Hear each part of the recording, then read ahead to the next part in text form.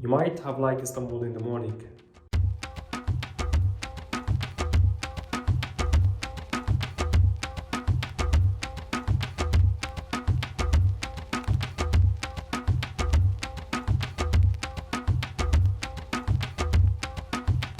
But have you ever seen it at night?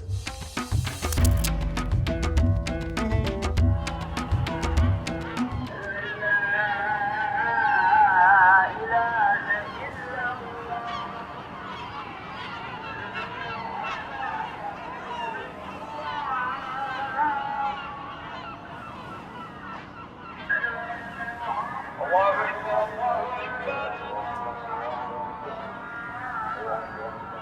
الله